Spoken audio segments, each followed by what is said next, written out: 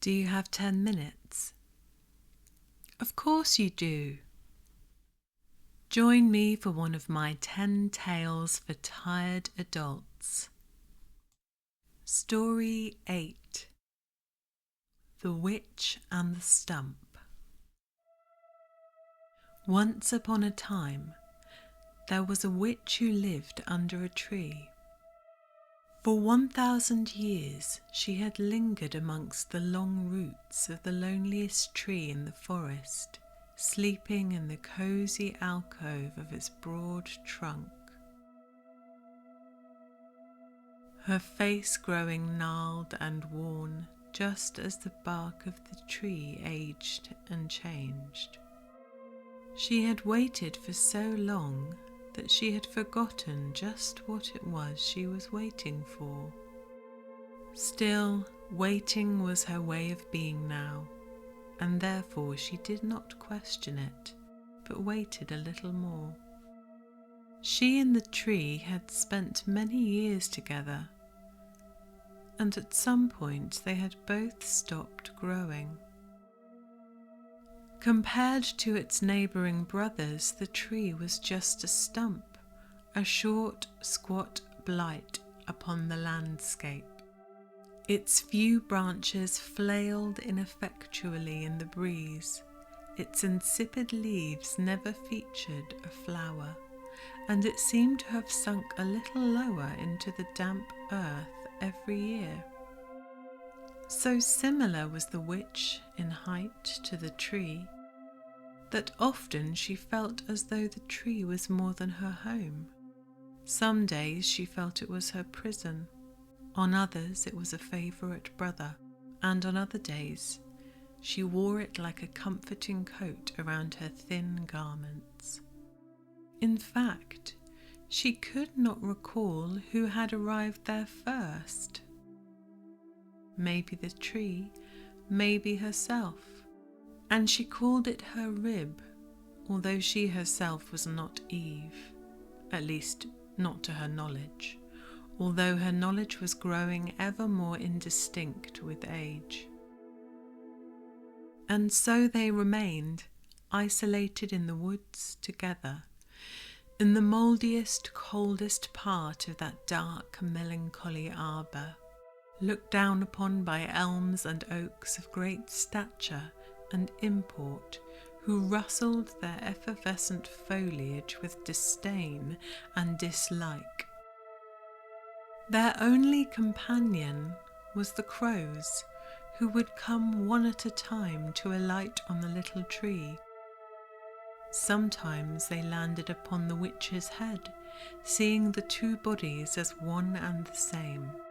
At times, so many murders ranged about her that she felt as though she were wrapped in a deep black cloak, and as the birds flurried and rose in their plumes of smoke, so she felt she was raised into their air. Finding herself still on the ground, albeit surrounded by discarded feathers, was at times a bitter disappointment. But there was always Rib, there was always the tree faithfully waiting. Inseparable, inescapable twins. It was a surprise, therefore, when on one chill morning the witch awoke, coiled in a dank burrow, to find that she was not surrounded by roots and lice and fungus, and could not touch the dark roughness of the tree's trunk, but was exposed to the open air and surrounded by a brisk diffusion of light spread above her in the distant canopy. "Tree," she called out with the coarse tones of a voice awoken after many centuries. "Tree, tree, where can you be?" In response, she only heard the plaintive, distant cries and murmurs of the other trees in the forest, those who would never speak directly to her. Their wind-blown moans made her anxiously yearn for her bitter companion, and she caressed the ground where his roots had lately been, leaving a furrowed relief in the cold earth. She could see echoes of his tightly wound form in the bracken and the bark all about her, wounds that he had made upon the earth to prove that he had been there.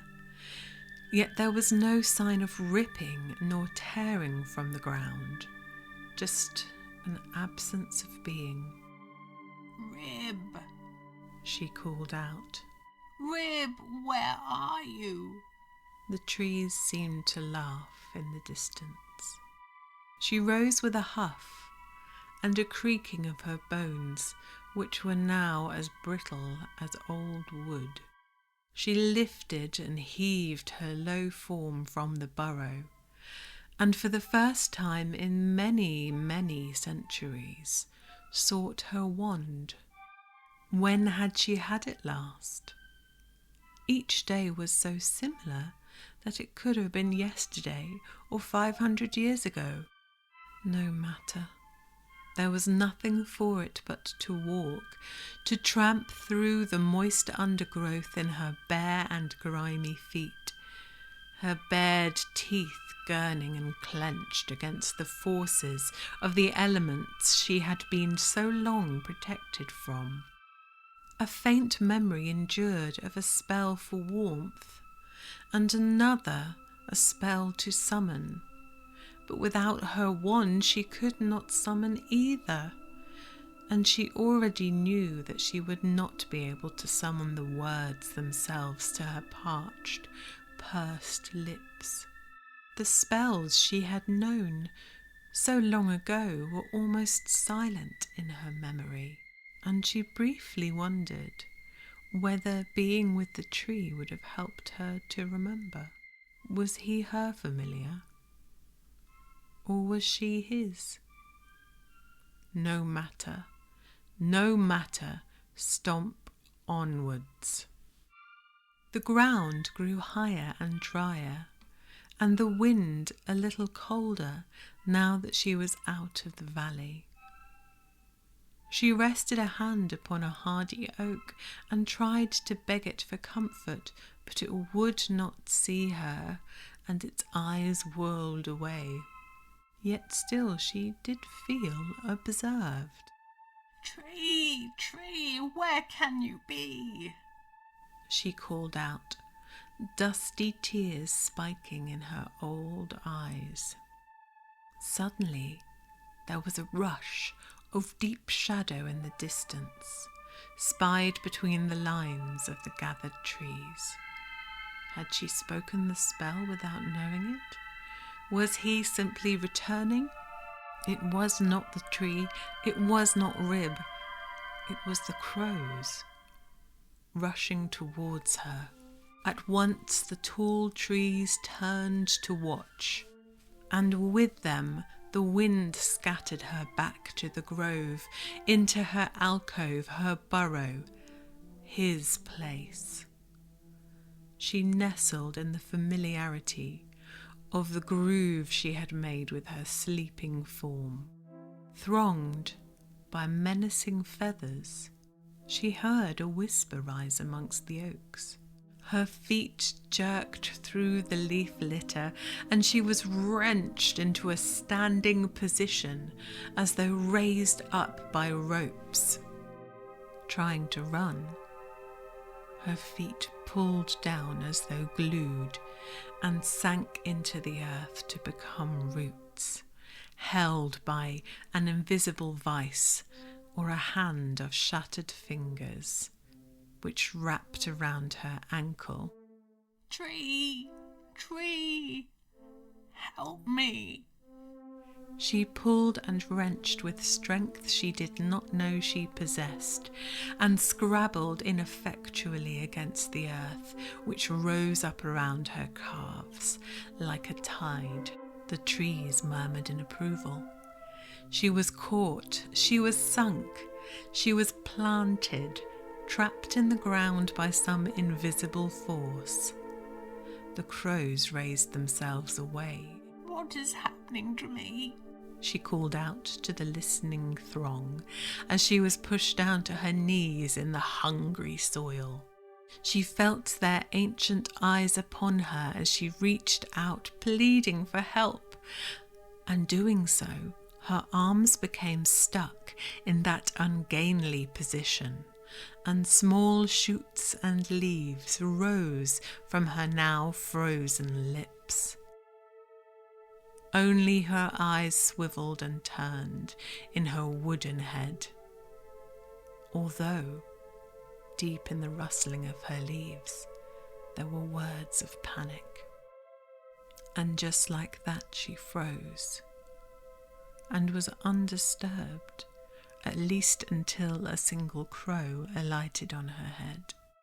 The trees turned their backs. One of us. One of us.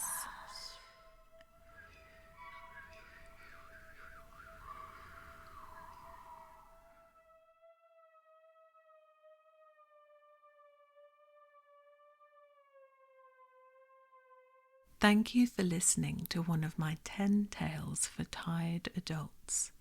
That was The Witch and the Stump, an original story by E. Braidwood.